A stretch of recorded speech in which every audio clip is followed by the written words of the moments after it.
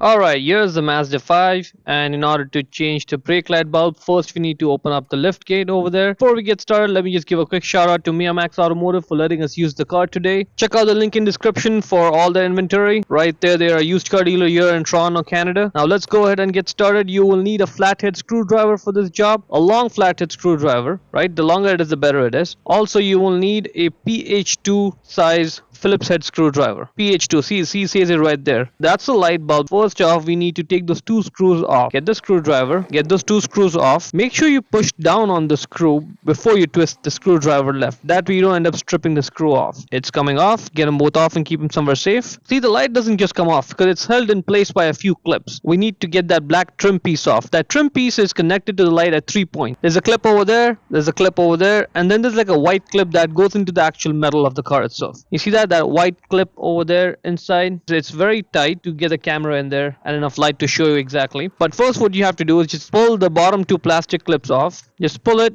and it'll come right out. Once I get this entire trim piece off, I'll give you a clear look as to what the clips look like, where they exactly go in. Once you get the black plastic clips off, get a screwdriver and use the screwdriver from different angles to basically get that white clip that's inside there out of the metal. So you'll have to go from different angles to actually pry it out completely. Now see, once it's off, you can see it. That's the white clip. That's where it goes into the metal. So it doesn't just come off in one shot. You've got to pry it from different angles and gradually, and it'll pop right out then. And those are the two slots with the clips on the trim piece where they go in there. The light is held in place by two sliders over there. Hold the light the way I'm holding. The left hand goes on the top, the right hand sort of wedges over there on the bottom, and then with both your hands just pull it towards you, outwards. It slides out.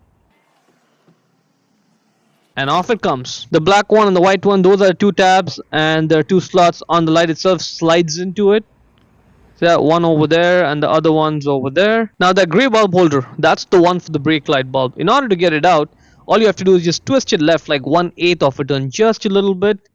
That's it, now it's loose. Now you have to wiggle it and pull it out. Then in order to get the bulb off, all you have to do is just grab the bulb holder and pull it off. Now right there on the bulb, it says what the bulb number is, 7443. There's two filaments in it. One is for the brake light, one is for the tail light. Both in the same bulb, two filaments. Bulb number is 7443. Now when you're putting it in, if it doesn't just go in straight, if it doesn't click, don't worry. All you have to do is take the bulb off, turn it around like that, and then it'll go right in, click, and that is good. Now let's put the bulb holder back into the light. Now when you're putting it in there, because it has to fit snug before you can twist it right. And when it fits snug, it sort of like drops in. Now the entire gray part is like all the way inside the black part over there. It's not sticking out. And once it's sitting like that, you twist it right, lock it, and you're done. Now when you're putting the light back, what you have to keep an eye out on is that the slot on the light, they slide right on to the tabs over there. That's it. You have to look from right on pointing the camera, right from over there you have to look. Make sure it slides in, and that's good.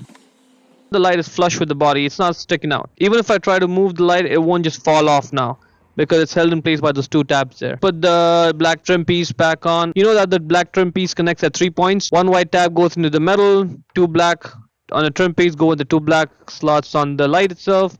Click, click, click. Let's not forget to put those two screws back on. Okay, now the light is secured in place. You see how it's flush, it's not moving. The final test is to open the sliding door. See if it slides in all the way. That is good. Yep. And now let's go ahead and close the door. And we have successfully changed the brake light bulb on your Mazda 5. Hope you found it useful.